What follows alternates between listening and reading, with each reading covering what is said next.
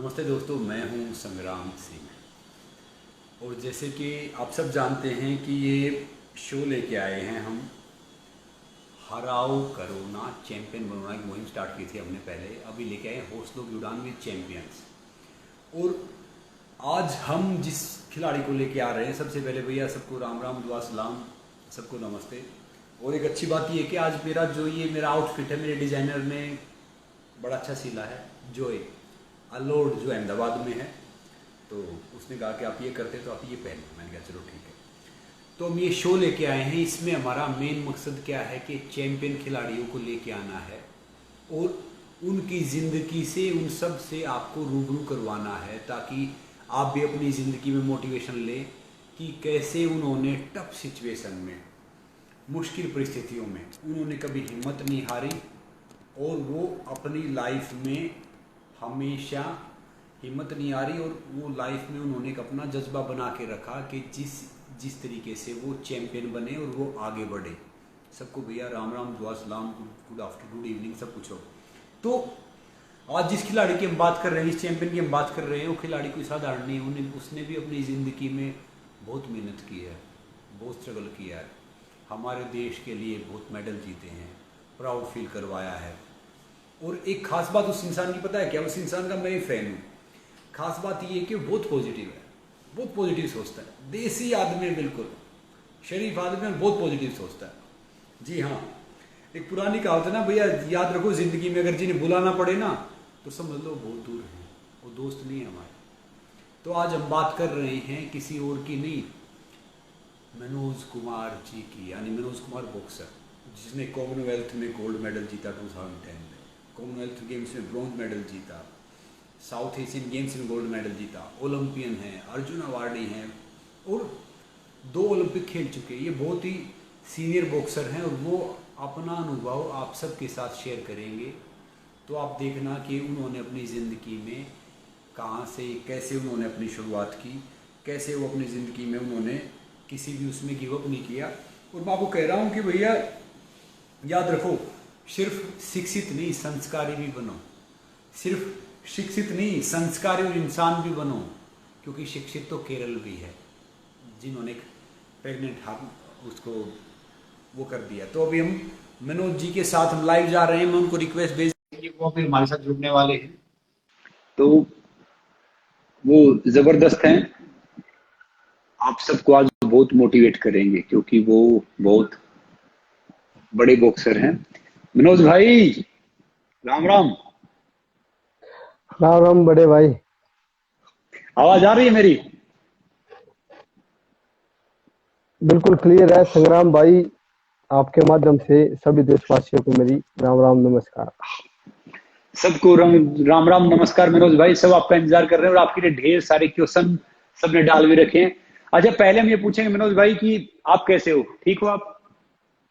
मैं अच्छा हूँ, बिल्कुल फिट एंड फाइन। अच्छा, ये बताओ कि आप बताइए। आपकी जर्नी एक छोटे से गांव से फर्श से अर्श तक आप पहुंचे, तो ये जर्नी कैसे शुरुआत रही? आपके गांव का नाम, वहां से जर्नी के बारे में थोड़ा सा बताओ ना पहले। मेरा कैथल डिस्ट्रिक्ट है हरियाणा के अंदर, हम्म। और जिसमें राजौंद गांव है, जो पहले हम्म। हल्का था, अब हल्का हम्म। राजौंद टूट के कलायत कलायत हल्का हो गया। हम्म। कैथल डिस्ट्रिक्ट में गांव है। और हम्म। मेरे जर्नी की बात स्टार्ट करें तो गांव से हमारे फादर, जिन्होंने देश के लिए 2 लड़ाई लड़ी, सन हम्म। 65 और 71। उसके बाद वाह। उन्होंने उसके बाद उन्होंने वो जब गांव आए तो गांव से वहाँ आर्मी में उन्होंने बटालियन में स्पोर्ट्स किया, स्पोर्ट्स के हम्म। महत्व को समझा। उनका सपना था कि हमारे बच्चे भी इस खेल की दुनिया में नाम रोशन करें, क्योंकि पहले उनको स्पोर्ट्स की जानकारी नहीं थी। स्पेशली कबड्डी और कुश्ती, 2 ही खेल ग्रामीण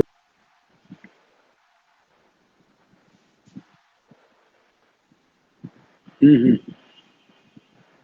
आने के बाद बटालियन के लिए जब खेलना पड़ा तो हम्म। उनको बॉक्सिंग की जानकारी मिली। तो उन्होंने फिर पूरी फैमिली को हमारी गांव से शहर में कैथल में ले गए, और कैथल में उन्होंने बड़े भाई को बॉक्सिंग करवाना स्टार्ट किया।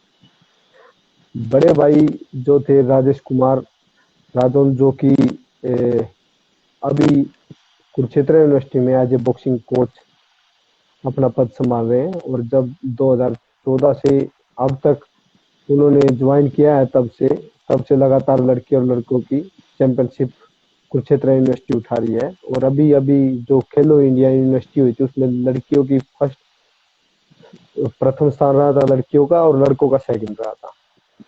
और उन्होंने बॉक्सिंग की जर्नी स्टार्ट की थी बड़े भाई ने। तो वो ग्राउंड में मुझे और मेरे दूसरे ब्रदर, जुड़वा ब्रदर है मुकेश, जो कि एक इंटरनेशनल बॉक्सर है, हम दोनों को ग्राउंड में ले जाते थे। और देखते ही देखते जब हम उनकी नकल करते थे, हम उनकी जैसे मुकेश था, उस भाई ने जुडो वालों के साथ मिलके जुडो स्टार्ट कर दी। मैं एथलेटिक करता था 95 और 96, मैंने 2 साल एथलेटिक की। मतलब शौक था दौड़ने का, कभी जंप करने लग गया, कभी कुछ कुछ एथलेटिक के वर्कआउट करता था एथलेटिक वाले प्लेयरों के साथ।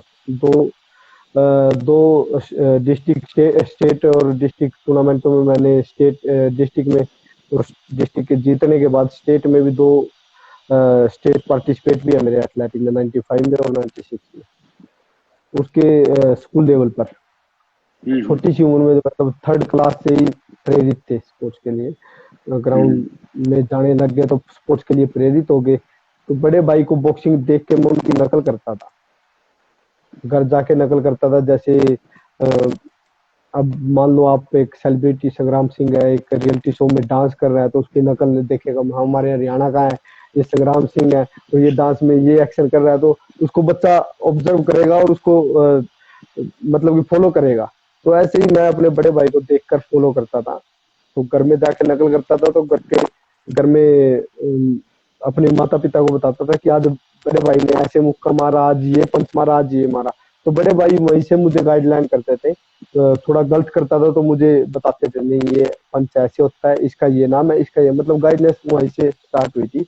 तो देखते देखते मैं नकल करते करते असली बॉक्सर बन गया। तो मैं जब जब भी कोई बॉक्सर ट्रेनिंग करता था तो मैं उनके सामने बॉक्सिंग की नकल करता था। तो वो बोलते मेरे को, कुछ शरारती बच्चे थे तो बोले पिटवाने के मारे उन्होंने सोचा भाई इसको क्यों ना हम पिटवा दे। तो उन्होंने मुझे बोला कि आपको बॉक्सिंग आती है? मैं कहा हाँ आती है। बोला कहाँ से सीखी? मैं क्या घर में सीखी। तो फिर मैंने बोला अच्छा तेरी फाइट करवा दे? मैं क्या करवा दूं। मेरा उस टाइम पे 23 24 ऐसे वेट था, और मेरी उन्होंने फाइट करवा दी। एक स्टेट मेडलिस्ट था जिसका वेट 44 45 ऐसे चल रहा था। तो मैंने उसके साथ फाइट की, तो अपनी जो प्रैक्टिस घर करता था मैंने उसको इम्प्रूव करके दिखाया। मैंने विदाउट माउथ गार्ड और विदाउट बैंडेज ग्लव्स डाले, और ऐसे ही उसको दूर रखा बिल्कुल, और क्लियर उसके नाक से खून भी निकलवा दिया। तो बड़े भाई बड़े भाई ने मुझे वहीं से कैच किया और बोला बॉक्सिंग करेगा? मैं क्या करूंगा। बोले एक शर्त पे सिखाऊंगा। मैं क्या? बोला उनको पता है भाई बच्चे तो जिद्दी होते ही हैं। तो उन्होंने बोला एक शर्त पे सिखाऊंगा। लेंडर पेस की अटलांटा ओलंपिक की 96 की फोटो अखबार में थी। तो उन्होंने 97 के एंड और 98 ऐसे सन की बात है ये। तो उन्होंने मुझे देखा, बोला बॉक्सिंग एक शर्त पे सिखाऊंगा तुझे। मैं कहा क्या? बोले ये लेंडर पेस है, और ये पहले ओलंपिक पदक विजेता है ओलंपिक के, और यहाँ पर मैं तुझे देखना चाहता हूँ, यहाँ पे जाएगा तो मैं तुझे सिखाऊंगा। तो मैं बोला हाँ मैं जाऊंगा। तो फिर उन्होंने उस समय मेरा हाथ पकड़ा, और उस दिन से ही हमारा भाई का नाता टूट के एक कोच और स्टूडेंट का नाता बन गया, गुरु चेले का। तो उस दिन से आज तक हमारा एक अच्छे कोच और अच्छे स्टूडेंट का नाता है। तो उस दिन से उन्होंने मुझे गाइडेंस देनी स्टार्ट की, जिसके बदौलत मैं धीरे धीरे आज यहाँ पर पहुंच पाया। अच्छा मनोज भाई, मुझे ये बताओ कि आपके भाई में और आपकी एज में कितना फर्क है? मतलब कितने साल बड़े हैं आपसे? 4 साल। 4 साल। तो कभी जब प्रैक्टिस करवाते थे आप परेशान होते, तब ये नहीं आया कि भाई है मतलब झगड़ा वगड़ा नहीं हुआ, या मतलब नॉर्मली रखा? नहीं देखिए, हमारे जो फादर थे आर्मी पर्सन थे, तो डिसिप्लिन स्टार्टिंग से रहा परिवार में। अनुशासन ही रहता था, संस्कार और अनुशासन साथ ही मिल फादर ने दिए, पहले पिताजी ने हमें पूरे संस्कार दिए, और उसके अनुसार फिर जब उन्होंने स्पोर्ट्स स्टार्ट किया, हमें पूरे परिवार को लेके गए, तो उन्होंने यही मार्गदर्शन किया था, ये बड़े भाई हैं आपके, जो ये कहते हैं वो तुम करो। देखिए जैसे मैं मुझे बॉक्सर बनाने के लिए फिर मेरे भाई जो जूडो प्लेयर थे, एक हरियाणा के, उस टाइम पे 97 में उन्होंने 98 में 98 में उन्होंने बेस्ट 98 पता नहीं 99 इस सीजन में उन्होंने next best Haryana judo award का अवार्ड जीता था। बेस्ट जुडाका हरियाणा के निकले थे वो। तो मुझे एक चैंपियन, ओलंपिक चैंपियन बनाने के लिए बड़े भाई ने तुरंत एक पार्टनर ढूंढने की जरूरत थी, क्योंकि एज ग्रुप का और वेट का काफी अंतर था हमने दोनों भाइयों में। तो उन्होंने मेरे साथ का पार्टनर चाहिए था, तो मुझे बनाने के लिए उन्होंने मेरे दूसरे ब्रदर को जूडो से रिजाइन करवा के बॉक्सिंग में मेरे साथ बॉक्सिंग में फाइट करने के लिए लेके आए वो बॉक्सिंग मैदान में। और उन्होंने उसको मतलब कि जैसे आप, मैं आपका स्टूडेंट हूँ, तो आप बोलोगे कि भाई यहाँ से क्यों जा रहे हो आप, तो वहाँ पे विद्रोह भी किया कोचेज ने। जैसे वो जूडो में थे, मैं एथलेटिक में था, एथलेटिक वाले कोच ने भी बोला भी ऐसे कैसे आप अपने बच्चे का भाई का गेम चेंज करवा सकते हो, क्योंकि एक ही सेंटर तक कहते था। जूडो वाले कोच ने भी विद्रोह किया था कि मैंने तो बेस्ट जूडो अवार्ड ही बनाया है, अब आप कुछ नहीं बना पाओगे इसको, क्योंकि ये best judo awardee player judo का अच्छा प्लेयर है और अच्छा प्लेयर बनेगा आगे जाके। तो बड़े भाई ने सब सब की मतलब आलोचनाओं को समझा, देखा, सुना, लेकिन फैसला अटल लिया कि मैंने अपने भाइयों को एक अच्छा बॉक्सर बनाना है। तो उन्होंने मुझे चैंपियन बनाने के लिए एक चैंपियन ढूंढा, मेरा दूसरा ब्रदर, जो कि हरियाणा का बेस्ट जूडो अवार्डी था, और जिसने पहले ही टूर्नामेंट में हरियाणा में सिल्वर मेडल लिया। और उसके बाद लगातार हरियाणा का अनबीट चैंपियन, लगातार 17 गोल्ड मेडल जीते हरियाणा में। वाह। और जिसने बॉक्सिंग में भी इंटरनेशनल स्तर पर 2 मेडल जीते। वाह। अच्छा मनोज भाई, मुझे ये बताओ कि जब आपने शुरुआत की थी, आपने बताया कि भाई जैसे लेके गए, उसका फोटो दिखा लिया इंटरफेस साहब का, तो आपने अपना पहला ऑफिशियल टूर्नामेंट कब खेला? मैंने 98 में हरियाणा सब जूनियर स्टेट थी वो खेल ली, जिसमें मैं चैंपियन हुआ। और 99 में मैं फर्स्ट नेशनल टूर्नामेंट खेला। तो फिर वहां क्या रहा? नेशनल में मेरा ब्रोंज मेडल रहा। उसके बाद फिर अगले साल फिर मैं स्टेट टूर्नामेंट खेला, फिर मेरा गोल्ड आया, और फिर मेरा नेशनल टूर्नामेंट हुआ, फिर मेरा नेशनल में सिल्वर मेडल आया। कंटिन्यू ऐसे ही सफर चलता रहा। फिर उसके बाद 2001 और 2002 में, उस साल मुझे कोई नेशनल नहीं मिला, मेरा नेशनल स्टेट हरियाणा स्टेट में गोल्ड था। उस साल 2001 में मेरा दूसरा ब्रदर मुकेश था, वो भी चैंपियन हो गया था। और 2002 और 2001 में दोनों भाइयों ने हमने गोल्ड मेडल जीता हरियाणा में, लेकिन नेशनल का सौभाग्य नहीं मिला, क्योंकि खेल में आपको पता है पॉलिटिक्स तो ज्यादा है, तो किसी न किसी कारण सिलेक्शन नहीं हुआ। तो फिर भी कंटिन्यू सफर जारी रहा। 2003 2004 में फिर हम चैंपियन बने, लेकिन दूसरे ब्रदर को फिर मौका नहीं मिला, मुझे कहीं से मौका मिला, और मैं तब से आज तक 99 में इंडिया टीम में था, 2000 में इंडिया टीम में था, 2001 दो साल ब्रेक हुआ, 2003 से लगातार 2018 तक 20 तक अभी तक कंटिन्यू इंडिया टीम में हूँ। वाह। अच्छा मनोज भाई, मुझे बताओ, देखो ढेर सारे बॉक्सर से मैंने बात की है, वो सब कहते हैं कि भैया आपका फेवरेट, मैंने अमित से बात की, अमित जो अपना अमित पंगाल, तो मैंने उससे पूछा कि आपका फेवरेट स्पोर्ट्स पर्सन कौन है इंडिया में, बॉक्सर कौन है, तो उसने आपका नाम लिया। तो ये मैंने पूछा कि क्यों आपका फेवरेट बॉक्सर, बोला कि वो है ना, वो बहुत पॉजिटिव इंसान है। वो मतलब बहुत पॉजिटिव रहते हैं। तो मैं चाहूंगा पहले तो आपका सफर पे शुरुआत करने से पहले जो नए बॉक्सर हैं, जो आने वाले स्पोर्ट्समैन हैं, उनके लिए आप क्या मैसेज दोगे? कि मैसेज दे दो, फिर स्टार्ट करेंगे। देखिए, जो नए बॉक्सर हैं, आने वाले बॉक्सर हैं, उनके लिए मैं बेस्ट विशेष देना चाहूंगा कि क्योंकि आपने अच्छा कर्म किया, अच्छी मेहनत की, तो आपको अच्छा प्लेटफॉर्म मिला, भाग्यशाली हो, तो उस अच्छे प्लेटफॉर्म को एक अच्छा मैसेज दीजिए ताकि आने वाले, जैसे हमसे आप प्रेरित होए और आपसे भी कोई ना कोई प्रेरित हो, तो ऐसा मैसेज दो, देश के लिए कुछ ऐसा करो कि दुनिया याद रखे। वाह। तो मनोज भाई बताओ कि आपने पहला इंटरनेशनल टूर्नामेंट कब खेला? मैंने पहला इंटरनेशनल टूर्नामेंट 2003 में खेला, 2003 में जो खेला। कि बिल्कुल, जो कि 2003 में हमारा मतलब आउट ऑफ कंट्री फर्स्ट 2003 में खेला, और वैसे 2002 में इंडिया के अंदर एक वाईएमसी इंटरनेशनल टूर्नामेंट होता था, वो खेला। लेकिन आउट ऑफ कंट्री 2003 में पहला यूथ वर्ल्ड चैंपियनशिप खेली मैं। अच्छा, आप ये बताओ, बाकी तो सारी छोड़ो, आपने आपने कॉमनवेल्थ में गोल्ड जीता, ओलंपियन बने, साउथ एशियन में जीता।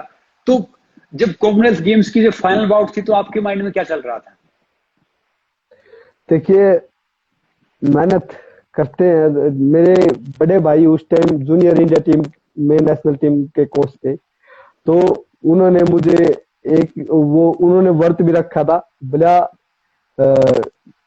कई बार छोटा भी बोल देते हैं, कई बार बेटा भी बोल देते हैं मुझे। बोला ऐसा है बेटा, मेहनत बहुत कर ली, परिणाम अब मिला है, और ये परिणाम दुनिया याद रखेगी, कुछ ऐसा काम कर दे। और मैंने वर्त रख रखा है, ये उस दिन खेल, मैं उस दिन आऊंगा जब तेरा फाइनल बाउट होगा। जिस दिन मेरा फर्स्ट मैच था, जब मेरा सिलेक्शन हुआ, तो मैंने बड़े भाई के पास फोन किया कि मेरा सिलेक्शन हो गया है। तो उन्होंने बोला कि ठीक है, अच्छी बात है, मेहनत की है, परिणाम अच्छा आएगा आपका।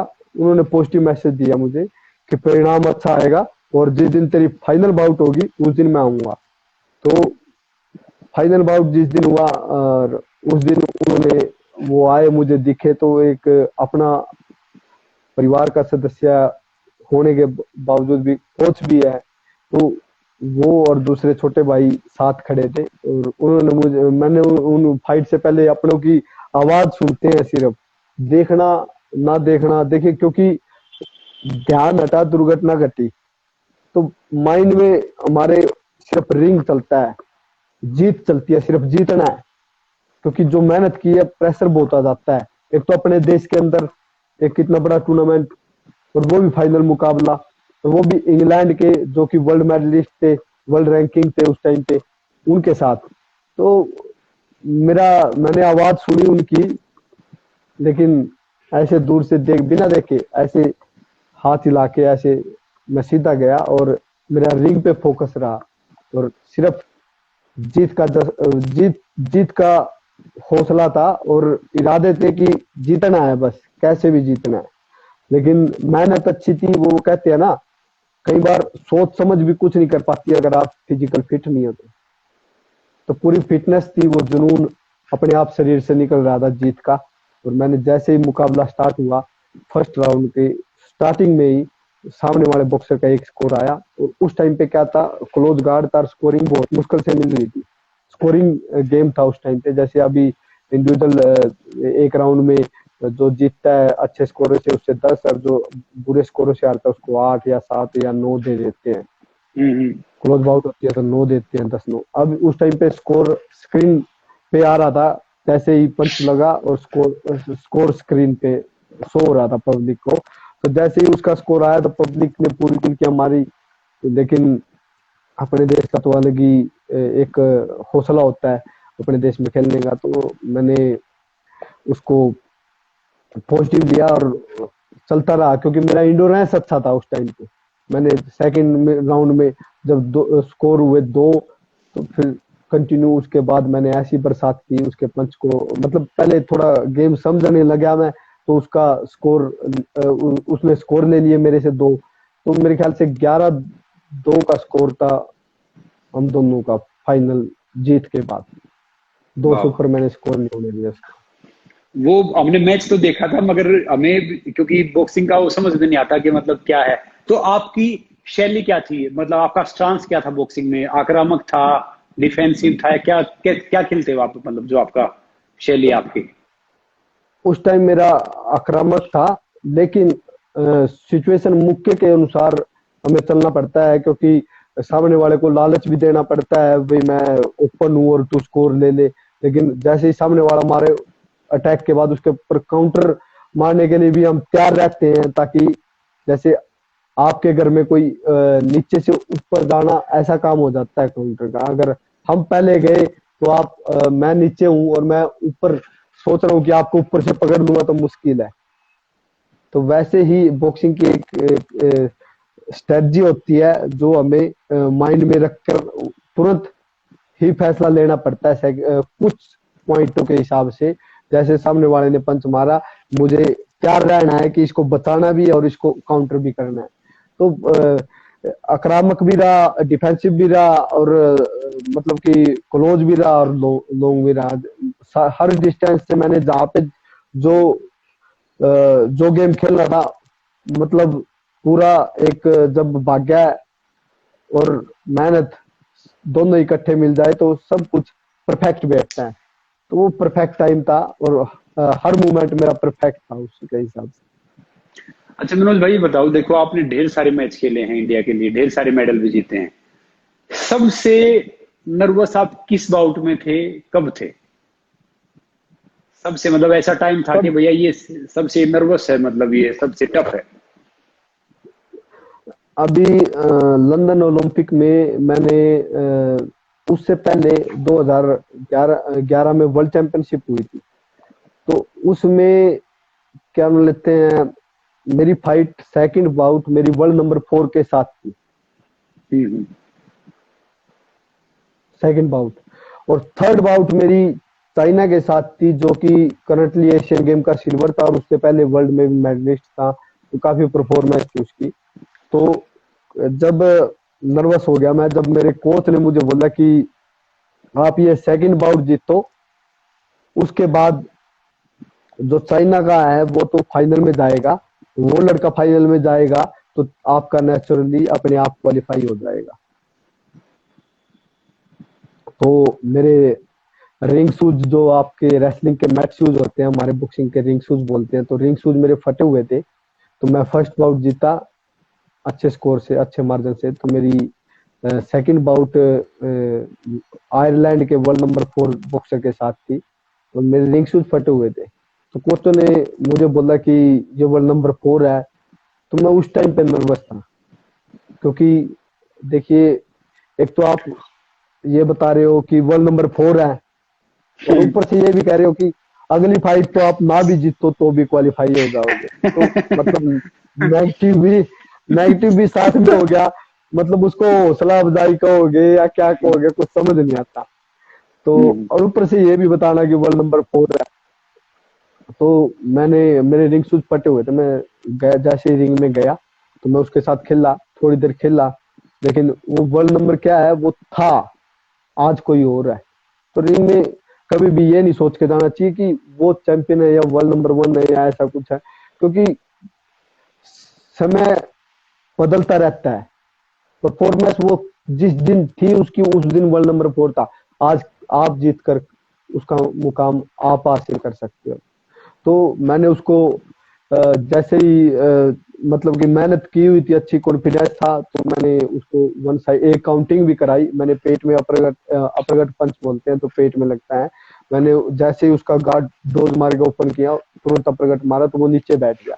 अप्रगट लगने के बाद फिर मैंने काउंटिंग हुई, उसकी रेफरी ने काउंटिंग स्टार्ट की 1 2 3। तो उसने हाँ की, लेकिन फिर उसके बाद मैं उस पर हैवी हो गया, क्यों, कॉन्फिडेंस अप हो गया। पहले तो माइंड में ये था कि वर्ल्ड नंबर 4 है, तो उसके बाद कॉन्फिडेंस एकदम इम्प्रूव हो गया। भाई वर्ल्ड नंबर 4 को तो मैंने बिठा दिया मुक्का मार के। लेकिन उसके बाद जब मैं जैसे ही रिंग से आया, तो हमारे चीफ कोच थे जी.एस. संधू जी। मैंने उनको बोला, कोच साहब कौन बोल रहा है चाइना चाइना से हार जाऊंगा तो फाइनल में चाइना से हार जाऊंगा तो क्वालिफाई हो जाएगा। मैं कहा मैं चाइना को मारूंगा। बोले अच्छा मारेगा, मैं हाँ मारूंगा। मेरे रिंग शूज फटे हुए थे, मैं क्या इसको भी पहले में राउंड में बिठाता मैं, लेकिन मेरे रिंग शूज फटे हुए थे तो स्टेपिंग लेने में प्रॉब्लम आ रही थी, फुटवर्क करने में। तो संधू को साहब ने तुरंत $100 पकड़ाए, और एक एक जो मतलब कि जैसे इंडियन आते हैं देखने के लिए, जिनको पता होता है वहाँ का लोकल होते हैं जो इंडियन, वो आते हैं हमारा हौसला अफजाई के लिए आउट ऑफ कंट्री में। तो ऐसे ही वहाँ पे बाकू की बात है अजरबैजान की, वहाँ पे बाहर से आए हुए थे देखने वाले, उन्होंने मुझे तुरंत $100 पकड़ाए और बोला आपकी जिम्मेवारी है, इसको रिंग शूज दिलवा के लाओ यहाँ से मार्केट से। तो मैं तुरंत वहां से रिंग शूज लेके आया, और फिर कोच बोला था इन्हें को मारेगा ना तू, मैं क्या मारूंगा वन साइड। तो मैं रिंग में जब चढ़ा चाइना के साथ, मेरी उस फाइट के बाद मेरा क्वालिफाई का शो होना था भी, अब क्वालिफाई हो गया। तो थर्ड बाउट था मेरा वो वर्ल्ड चैंपियनशिप का। तो मैंने चाइना को, जैसे ही मैं फर्स्ट राउंड हुआ तो मैं 7 स्कोर नीचे था पहले राउंड में। तो अच्छा। उस 7 स्कोर नीचे था, तो कोच बोला ये तो 7 स्कोर नीचे हो गया तू। मैं कहा जी अभी तो फर्स्ट राउंड हुआ है, देखो खत्म है वो मका। क्योंकि मेरी मेहनत इंडोरेंस इतना था मेरे अंदर, नेचुरली गॉड गिफ्टेड, हमारे फैमिली में नेचुरली हम 3 रियल ब्रदर हैं, जो नेचुरली इंडोरेंस अच्छा है, तभी हम भिवानी को मिनी क्यूबा माना जाता है। लेकिन हम तीनों भाई ऐसे हैं जो भिवानी के घर में हरा कर चैंपियन बने हैं। वाह। तो जोश था, मेहनत थी, तो मैंने कंटिन्यू उस बॉक्सर पे प्रहार रखा अपने मुक्कों का।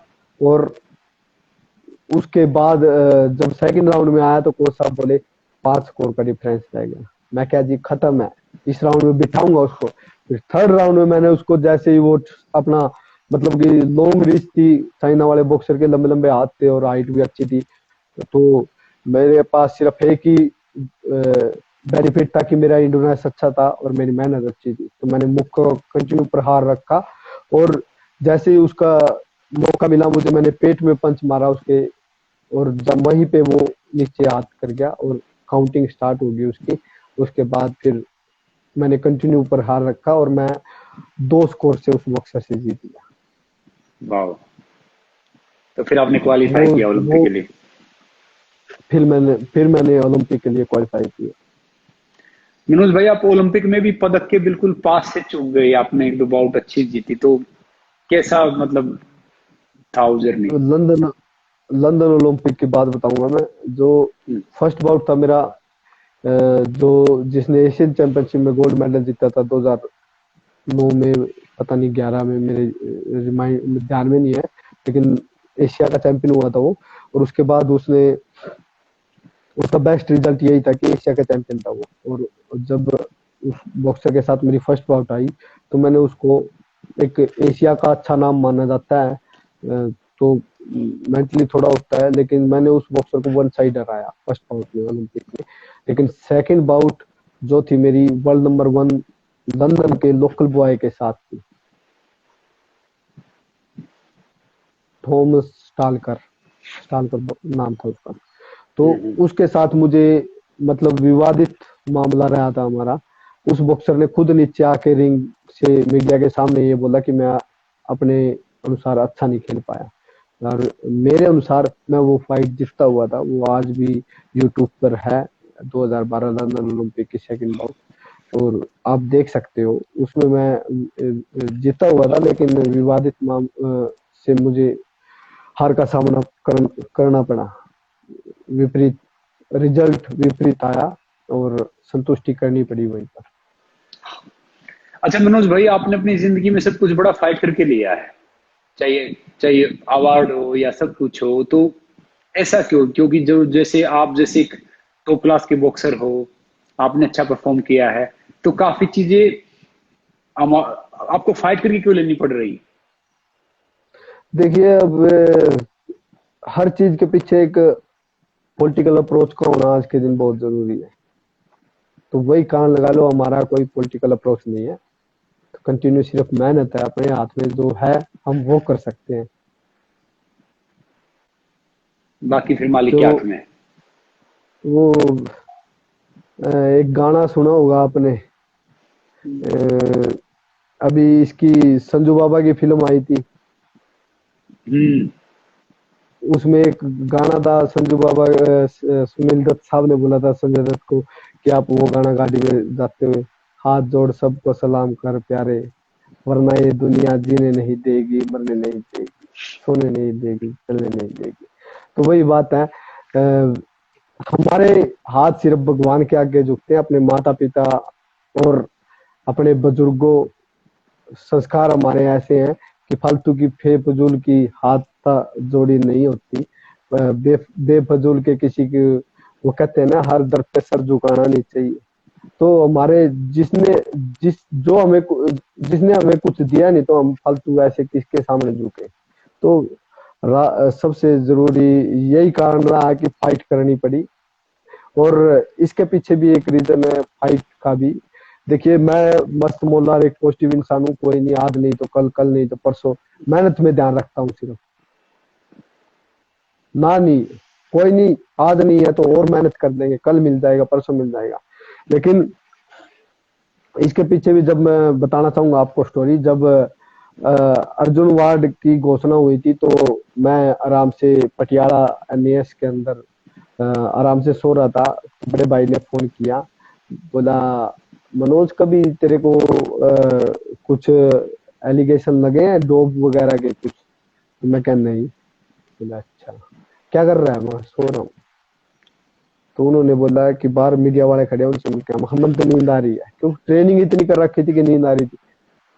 वो गुस्सा हुआ मेरे को, खड़े हो, अभी जा, जो तेरे को बोल रहा है।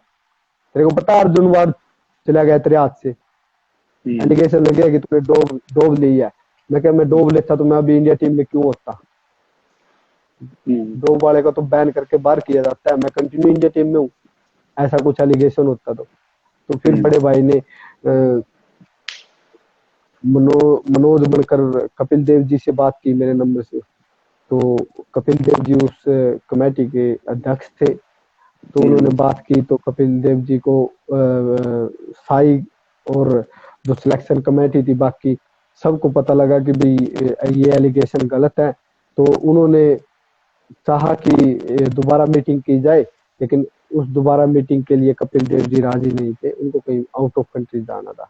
तो फिर कपिल देव जी से बात की बड़े भाई ने, तो बड़े भाई ने बात की मनोज बनकर कि मैं ऐसे ऐसे मनोज बोल रहा हूँ, और आप एक मीटिंग होनी है और एलिगेशन गलत लगे थे, और आप उस मीटिंग में शामिल होंगे, तो आप एक बार अच्छे से देखे, सभी कमेटी को बिठाकर फैसला ले, क्योंकि मेरे ऊपर एलिगेशन गलत लगे थे और मैं अर्जुन वार्ड का दावेदार हूँ। तो उन्होंने बोला कि आप आइए, बैठिए, मिलकर बात करते हैं, खाना खाइए, खाना खा के मतलब लंच की करेंगे, बात करेंगे। तो बड़े भाई ने बोला जी मैंने रिश्तेदारी निकालने के लिए आपके पास फोन नहीं किया, मैंने सिर्फ इसीलिए फोन किया है कि आप अध्यक्ष हैं और आपके एक सही फैसले से मेरा एलिगेशन सब कुछ दूर हो जाएगा और मेरे को एक राष्ट्रीय सम्मान मिल जाएगा, जबकि मेरा ये हक है और मेरे कंटिन्यू 97 से कंटिन्यू स्पोर्ट्स कर रहा हूँ, और मेरा मुझे ये मान सम्मान मिलना है, ये मुझे मान सम्मान मिल जाएगा आपके एक मीटिंग में आने से। तो वो मना कर गए, बोले इतना टाइम नहीं है, ऐसे तो हर कोई एलिगेशन लगाता है ये। लेकिन उसके बावजूद जब कहीं से पॉजिटिव रिजल्ट नहीं मिला, सबने हाथ खड़े कर दिया, तो फिर बड़े भाई ने कोर्ट का दरवाजा खटखटाया और कोर्ट के फैसले पर मुझे अर्जुन अवार्ड देना पड़ा सरकार को। क्योंकि आप डिजर्व कर रहे थे। बड़े भाई को ध्यानचंद अवार्ड मिल गया उनको, या अभी तक नहीं मिला है? नहीं, बड़े भाई को जब मुझे 2010 में गोल्ड मेडल जीतने के बाद 2014 में कोर्ट केस करके अर्जुन अवार्ड लेना पड़ा, तो बड़े भाई को आज तक द्रोणाचार्य अवार्ड से हाँ, द्रोणाचार्य अवार्ड। द्रोणाचार्य अवार्ड से दूर रखा गया, अभी तक आज तक नहीं उसको इस लायक समझा गया। नहीं मिलना चाहिए, मिल जाएगा। और हम सब कोशिश करें, क्योंकि वो डिजर्व करते हैं, उनको मिलना चाहिए। क्योंकि उसने एक एक्चुअली सही मायने में, जब यहाँ पे कैथल में, कुरुक्षेत्र में, यहाँ पे बॉक्सिंग नहीं थी, वहां पे कितना बड़ा बॉक्सर बनाया है। तो बहुत डिजर्व करते हैं और इतनी मेहनत की है। तो मनोज बिल्कुल भाई, बिल्कुल। आप हाँ बोलो बोलो, आप बोलो, आप बोलो। उत सोनीपत से लेकर आगे इस क्षेत्र में, चाहे वो पानीपत हो, करनाल हो, कुरुक्षेत्र हो, कैथल हो, अम्बाड़ा हो, इस एरिया में बॉक्सिंग का बिल्कुल भी कहीं नामो निशान नहीं था। और आप रिजल्ट उठाओगे तो 2010 के बाद काफी बॉक्सर निकल कर आए हैं और एक हौसला मिला है इस एरिया को बॉक्सिंग का। अच्छा मुझे बताओ मनोज भाई, अभी हम आपके साथ एक गेम खेलेंगे, उसमें ना आपको ज्यादा सोचना नहीं है, मतलब जवाब देना उसमें, मतलब ठीक है। ज्यादा सोचना नहीं है, एक रैपिड फायर खेलेंगे। अच्छा मुझे बिल्कुल। बताओ कि आपकी पसंद का खाना कौन सा है? खीर। खीर मीठा हो गया, बाकी? माँ के हाथ की बनी रोटी। अच्छा, माँ के हाथ की बनी रोटी। चटनी। हाँ हाँ हाँ। चटनी रोटी। चटनी जो मैं खुद मेरी माँ के पास बैठकर खुद कूटता हूँ। और हम्म, लस्सी और सिंपल रोटी खाना सबसे बेस्ट लगता है। वाह। अच्छा मुझे बताओ कि आपको इंडिया में सबसे अच्छी जगह कौन सी लगती है घूमने के लिए? इंडिया में सबसे अच्छी जगह है, हम्म। घूमने का मौका ही नहीं मिला, सारी उम्र वैसे ही सिर्फ फाइट में और उसमें निकल गई। नहीं, अगर मौका मिलेगा तो आगे कहाँ जाओगे? ठंडा एरिया ज्यादा पसंद है। जम्मू कश्मीर टाइप या नॉर्थ ईस्ट टाइप? बिल्कुल। अच्छा। बिल्कुल बिल्कुल।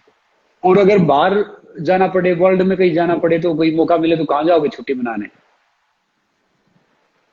यूके अच्छा लगता है, वहाँ के थोड़ा अ, जो परफेक्ट है रूल जो है अच्छे लगते हैं। ओके, जो यूके है जो वो अच्छा लगता है नॉर्मली।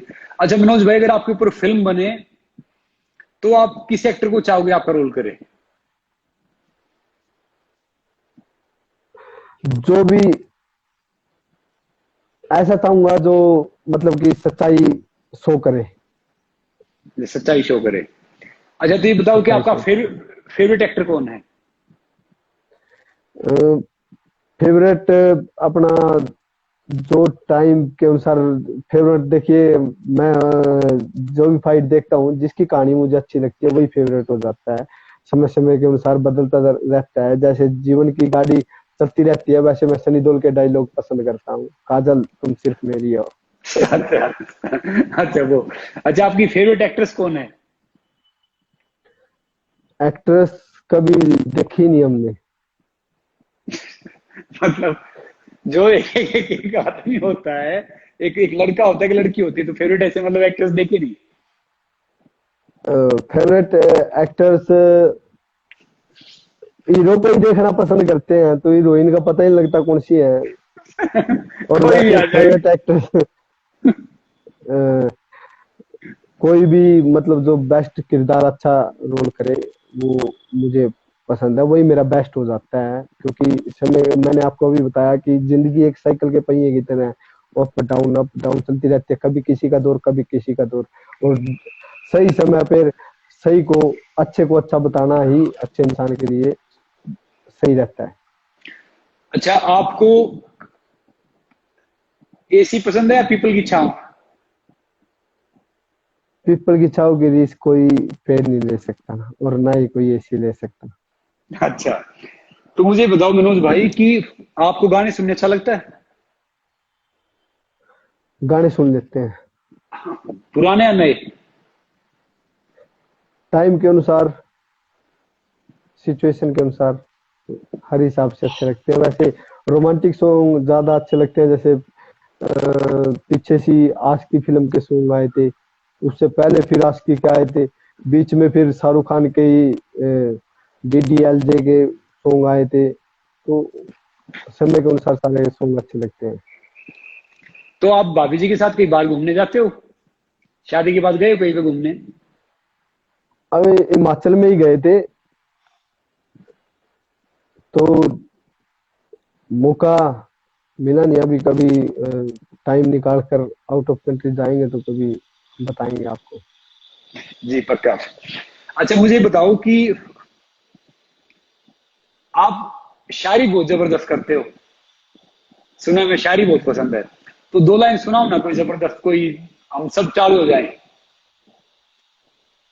जो भी आपको याद हो। शायर शायरी कई मायने की होती है। एक तो प्रेरणा की, एक वैसे आशिकी की, या किस रोमांटिक,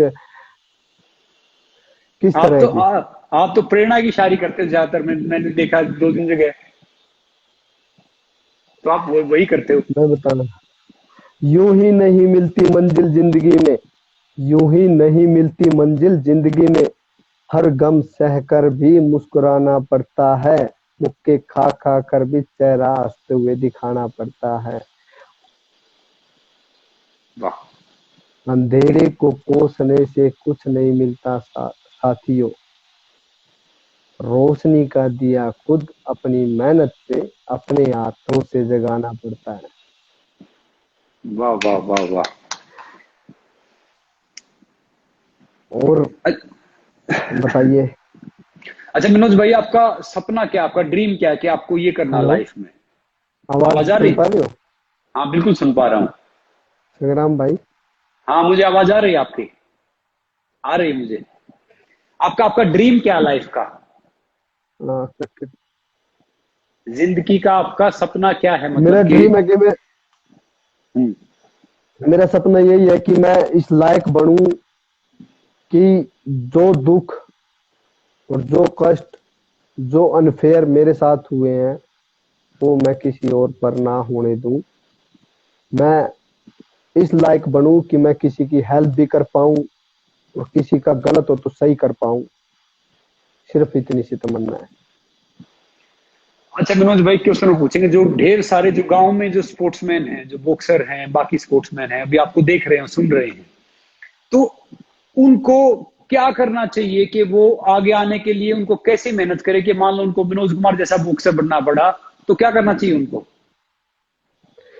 देखिए, जिंदगी एक बार मिलती है, और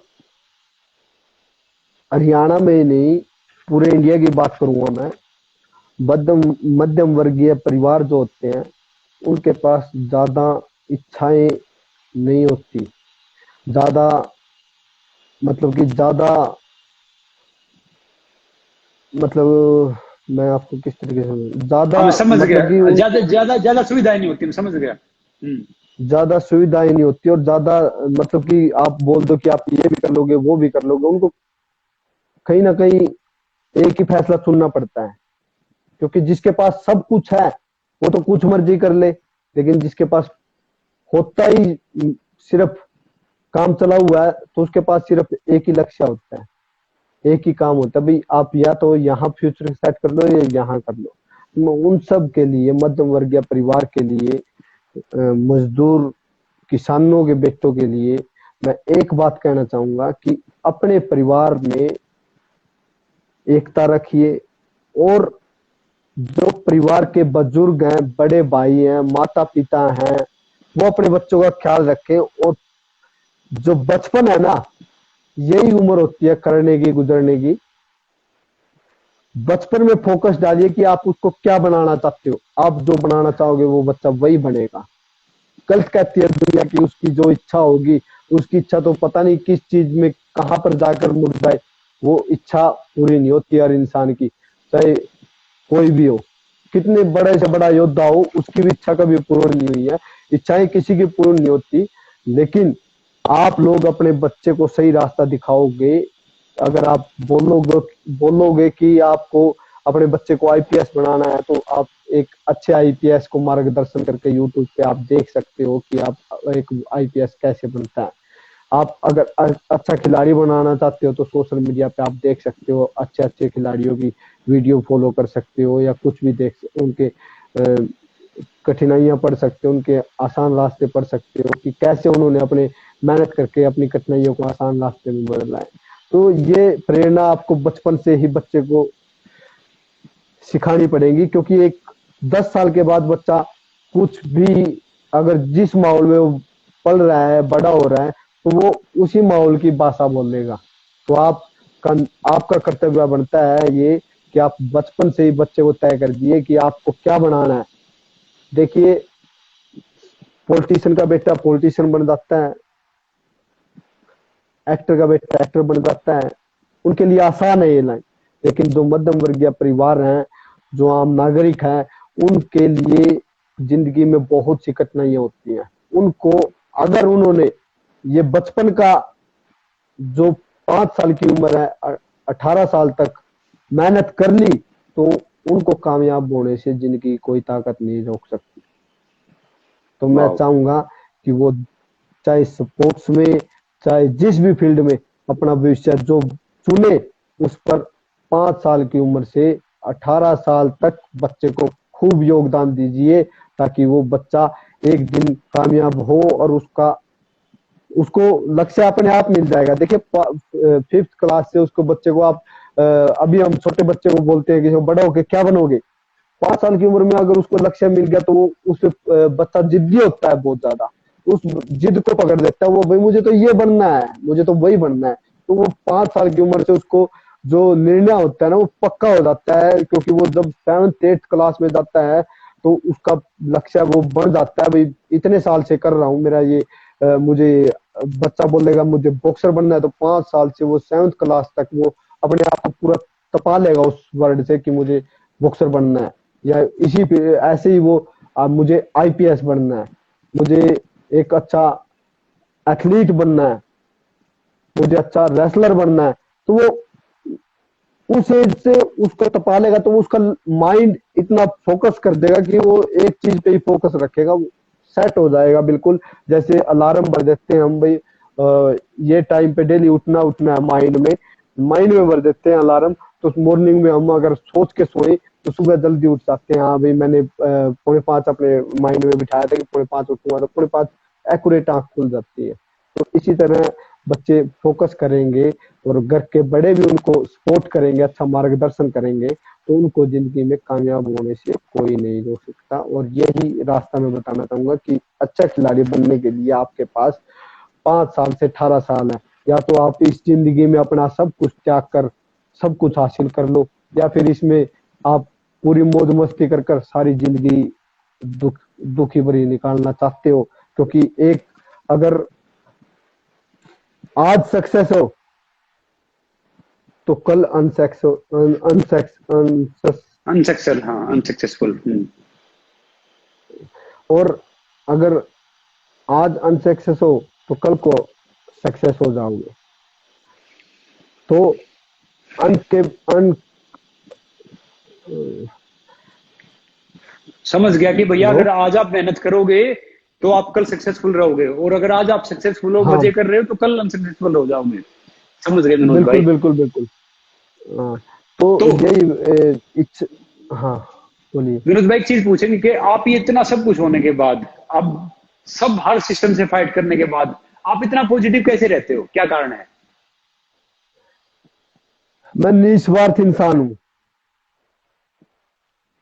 मेरा पॉजिटिव रहने का यही वो है कि मैं निस्वार्थ हूँ, किसी से कोई लालच नहीं रखता। एक इंसान को होता है किसी से बोलने का लालच, किसी से कुछ काम निकलवाने का लालच, किसी से कुछ। हमारे ऊपर भगवान का हाथ है, माता पिता का साथ है, बड़े घर के बड़ों के संस्कार है, माता पिता के संस्कार हैं। तो हमें किसी चीज की जरूरत नहीं है, हमने जो जो कुछ मिला है अपनी मेहनत से मिला है, तो फिर किस चीज का घमंड और किस चीज का मतलब कि नेगेटिव पना। क्योंकि संघर्ष किया है, मेहनत किया है, तो पॉजिटिवनेस अपने आप आ जाती है आपके अंदर। क्योंकि हर जिंदगी के सब असंभव सीन आपने संभव करके दिखाए हैं, तो नेगेटिव सारा पॉजिटिव में आ जाता है। तो और जो आज इंसान किसी से स्वार्थ नहीं रखेगा, तो अपने आप अपनी मस्ती में रहेगा, अच्छा बोल देगा, अच्छा कहेगा, अच्छा सुनेगा। क्योंकि मुझे बचपन से मेरे बड़े भाई ने एक अच्छे अच्छे संस्कारी बातें पढ़ाई हैं, बचपन से ही सिखाया है कि छत्रपति शिवाजी महाराज अटक से कटक हिंदू स्वराज्य के लिए कहां से कहां लड़े, अच्छी सोच अच्छी समझ के साथ। अ, हमारे भगत सिंह सिर्फ देश के लिए लड़े और छोटी सी उम्र में शहीद हो गए। चंद्रगुप्त मौर्य किस तरह से चाणक्य ने उसको नीति सिखाई, और वो एक देश का अच्छा राजा बना, और किस तरह से वो एक शक्तिशाली इंसान बना। तो नेपोलियन कैसे सक्सेस हुआ। तो बचपन से ऐसी कहानियां बताई हैं अपने योद्धाओं की, तगड़े तगड़े योद्धाओं की, कि उन्होंने जिंदगी में त्यागा है, त्याग के बाद, सब कुछ त्यागने के बाद उनको एक ऐसा नाम मिला है, तो जिंदगी भर उनको हिंदुस्तान की हिस्ट्री में इस धरती पर पूजा जाता है। ये कुछ ऐसा काम कीजिए। अगर अगर आज हमारे पास ऐसा कुछ काम है, तो आज हमारे पास सिर्फ देखिए ज्यादा कुछ नहीं, तो हमारे पास स्पोर्ट्स है। तो स्पोर्ट्स ऐसी फील्ड है, हम ऐसा कुछ काम कर दें कि पूरी वर्ल्ड, पूरा दुनिया याद रखे कि हाँ भाई आज ये इंसान है इस धरती पर। तो हर किसी को कर्म करने का मौका मिलता है, आप कर्म कीजिए, फल की चिंता मत कीजिए, और कर्म करोगे तो ऐसा करो कि दुनिया याद रखे।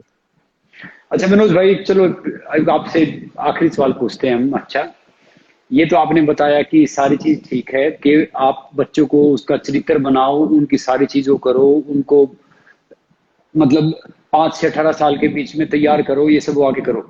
अच्छा, अभी आप कितने साल और हम मनोज को अभी बॉक्सिंग रिंग में देखेंगे खेलते हुए? देखिए मेरा ओलंपिक पदक जीतना लक्ष्य था। अभी 33 साल उम्र हो गई है, और इस ओलंपिक में मेरा क्वालिफाई करना लक्ष्य था, लेकिन फेडरेशन ने मुझे इस योग्य नहीं समझा कि मैं ओलंपिक क्वालिफाई के ट्रायल दे सकूं, और मेरा ट्रायल हुआ नहीं। तो जिन लोगों ने ट्रायल दिया था, उनमें से एक अच्छे बॉक्सर ने फाइटें जीती और वो क्वालिफाई भी करके आया। तो मेरी अब उसको बेस्ट विशेज है, और मैं चाहूंगा कि अब, क्योंकि पहले दो बिना स्पोर्ट के 2 सर्जरी हो चुकी है मेरी, तो अभी मैं चाहूंगा कि अपना जो एक्सपीरियंस है, वैसे तो मेरे पास और ऑफर है, कई प्रोफेशनल ऑफर हैं, सब कुछ है, लेकिन मैं चाहूंगा कि मैं अपना एक्सपीरियंस कहीं बाहर न जाकर, क्योंकि मेरी शुरू से ही सोच रही है कि मैं पैसे के लिए नहीं खेलूंगा, क्योंकि अभी है प्रोफेशनल में भाग्य आजमा सकता हूँ, पैसे कमा सकता हूँ। 4-5 साल में वहां निकालूंगा तो मेरा मतलब कि मैं चाहता हूँ कि इस खेल से मुझे सब कुछ मिला है। कभी साइकिल का जुगाड़ नहीं था, और आज भगवान की दया से गाड़ियों में है। तो इस खेल को मैं क्या दे पाऊँ, तो इसीलिए मैंने सोचा है कि मैं अपने देश को ही कुछ ऐसा दूं, और बॉक्सर ऐसे दूं जो मेरी इच्छा है। मैं गोल्ड मेडल नहीं, विजेता नहीं बन पाया ओलंपिक में, कोई और जिसे मैं सिखाऊं वो बच्चे आगे वर्ल्ड चैंपियन, ओलंपिक चैंपियन बने और देश का गौरव बढ़ाए। वो मैं अपने आप, उनका मेडल मैं अपने आप में सौंपूंगा, और यही वाह इच्छा है मेरी वाह। कि देश को बहुत बेहतरीन बॉक्सर तैयार कर दूं। और उसके लिए मैंने कुरुक्षेत्र में अपनी एकेडमी भी बनानी स्टार्ट कर रखी है। अभी लॉकडाउन के कारण थोड़ा सा काम बचा है, और कुछ समय में बाद वहां पर काम भी शुरू हो जाएगा, और जल्दी तैयार हो जाएगी, और फिर वहां से बहुत बेहतरीन बेहतरीन बॉक्सर हमें निकालने हैं, और देश का तिरंगा ऐसे ही लहराता रहे, बस यही तमन्ना है हमारी जिंदगी की। और संग्राम भाई, मैं एक मैसेज और आपके माध्यम से देना चाहूंगा पब्लिक को, जी जी कि बिल्कुल। देखिए अभी कोरोना महामारी के कारण सभी देशों की अर्थव्यवस्था बिल्कुल कमजोर हो चुकी है। तो इस में हर इंसान का, हर अच्छे इंसान का फर्ज बनता है कि अपने देश को सपोर्ट करे, और अपने देश की चीजें इस समय पे जो भी देश अपने देश की बनी हुई चीजें इस्तेमाल करेगा, अपने देश का मार्क जो हर जगह पे इस्तेमाल करेगा, वही देश अपनी अर्थव्यवस्था को कायम रख पाएगा और ऊपर उभर के आएगा। तो मेरी सभी देशवासियों से अपील है कि स्वदेशी छोड़ो, अपनी देशी अपनाओ, अपने देश की चीजें अपनाइए, और ऐसे ही आने वाले समय में हमारी जो भी वस्तुएं हैं, चाहे वो जो भी आइटम है हमारे हर वर्ग में, वो साबुन से ले तेल से लेकर सब चीजें अपने देश की अपनाने की कोशिश कीजिए। आधे आधा देश भी यूज करेगा तो भी हमारे देश की जो अर्थव्यवस्था ऊपर आएगी। और इसी तरह सोशल मीडिया में भी शायद कुछ दिनों में ही इंडिया अपनी सोशल मीडिया लॉन्च करने वाला है, भारत देश। और उसकी वीडियो भी हम बना के डालेंगे, और संग्राम भाई मैं आपको भी दूंगा और आप भी पूरा जी सहयोग बिल्कुल। करना। जी बिल्कुल। और मनोज भाई मैं चाहूंगा कि जो आप जैसी सोच वाले हैं ना, जो अच्छी सोच वाले इंसान है, वो आगे आए, वो अपने एरिया से लेके देश का प्रतिनिधित्व राजनीति में भी करें। तो मैं ढेर सारी शुभकामनाएं दूंगा और चाहूंगा कि आप जैसा कोई इंसान उस पद पे आता है तो वो कितना अच्छा करेगा देश के लिए, खिलाड़ियों के लिए, सबके लिए। तो इसके बारे में भी आप प्लीज सीरियसली सोचना। हम सबका आपके साथ बिल्कुल सहयोग है, दुआ है। बिल्कुल बड़े भाई, अच्छे के लिए हम तैयार हैं। और जिंदगी बच स्कूल का बचपन नहीं देखा, कॉलेज की जवानी नहीं देखी, सब ऐसे ही चलता रहा। त्यागा है, हर चीज में त्याग किया है, लेकिन मेहनत का जो फल मिलता है ना वो बहुत मीठा होता है। और देखिए मुझे अच्छा मैं तभी कर पाऊंगा जब मैं किसी ओहदे पर होऊंगा, अच्छी सपोर्ट पर होऊंगा, सरकार में होऊंगा। और पॉलिटिक्स के बिना आज के दिन कुछ भी संभव नहीं, कुछ भी अच्छा नहीं कर पाओगे। क्योंकि आप अगर अच्छे नेता हैं तो आप अच्छे इंसान हैं, तो अच्छे नेता भी बनोगे, और अच्छे नेता हैं तो आप अच्छे काम करोगे, तो एक पॉजिटिव मैसेज पूरी दुनिया में जाता है, मनोज भाई तभी आपको हमारा ढेर देश सारा अच्छी तरक्की करेगा। मनोज भाई आपको ढेर सारी शुभकामनाएं। और हम चाह रहे हैं कि आप जैसे अच्छा इंसान आगे आए, और आपकी बॉक्सिंग एकेडमी का भी हमें बताना जब तैयार हो जाए, तो हम कोशिश करें कि वहां पे भी आएंगे, विजिट करेंगे। और ढेर सारे बॉक्सर्स मेरे से पूछ रहे हैं कि उनको बॉक्सिंग करनी है तो वो आपसे संपर्क कैसे करें। तो ये आप सब बताएं, क्या वो कोई 20 साल की उम्र में बॉक्सिंग स्टार्ट कर सकते हो? सब मैसेज भेज रहे हैं मुझे। तो आपकी एकेडमी जब तैयार हो जाए तो प्लीज आप मुझे अपडेट करना कि आपकी एकेडमी तैयार हो गई है। अ, मेरी सोशल मीडिया पे अपडेट है, मनोज कुमार बॉक्सिंग एकेडमी के नाम से। सोशल मीडिया पे सारी डिटेल आ जाएगी, और उसपे सारी डिटेल मिलती रहती है, और उसमें कॉन्टैक्ट नंबर भी है, सभी वहां से जानकारी प्राप्त कर सकते हैं।